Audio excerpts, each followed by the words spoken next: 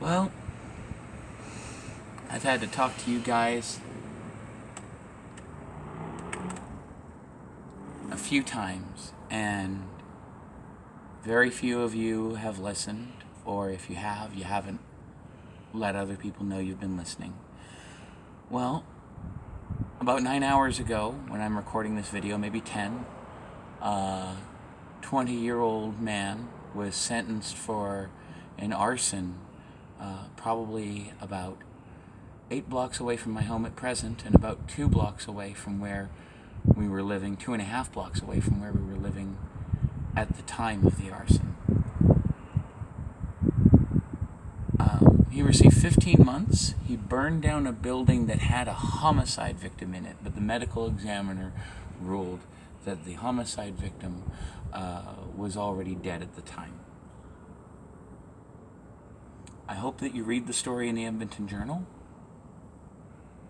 I think the extortion that I've been alleging, that at least 14 uniformed officers of the Edmonton Police have refused to investigate when I asked them, knowing that they are local, that they are reachable, and they are not open to the public generally.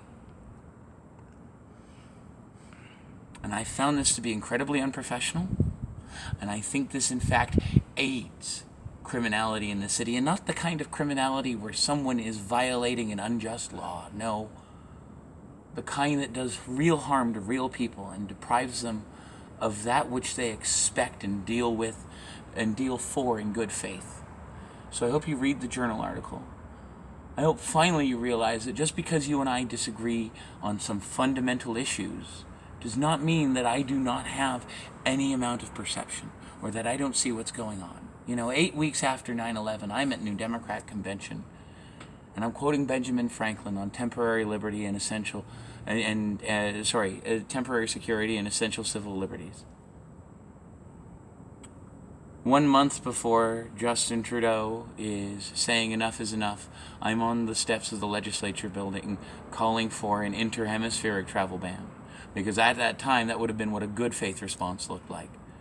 Now, I haven't exactly called their shot in its entirety, and I don't know what's going on in Eastwood right now, but I do believe that there are some figures who just cannot keep their mouths shut. And I have told an awful lot of people. I've told CBC reporters. I've sent the Premier's office this. Now, it hasn't been the most well organized, because it's taken me a while to realize that I'm being extorted. In the moment that I did, and that I realized who was doing it, I quite reasonably feared for my life. And I've been trying to negotiate with them, but they're like the aliens in Independence Day 4. Mm-hmm. They're not dealing. They're not talking with respect. And I would simply ask them, if you made a deal like this, if you signed a contract, if you shook hands, and someone treated you like you treated me, what do you think you would do to them?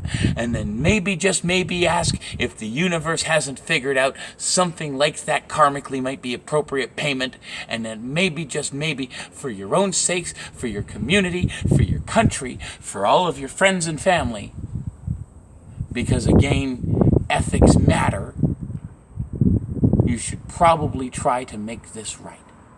Thank you. Is that all? Okay.